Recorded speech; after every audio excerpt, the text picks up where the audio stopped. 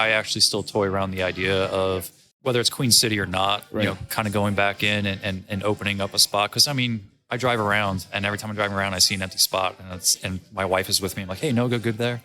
She's like, oh, let me guess, a brewery. I'm like, yes, a brewery would go great there. And I think, again, I would probably do things a lot differently. Cause I just don't think that the way that, we were set up and what we had going on, especially with all the changes going on in the industry. I mean, even with some of the still smaller tap rooms, Sure. they still are also, I don't want to say cater to a crowd because that's the wrong terminology.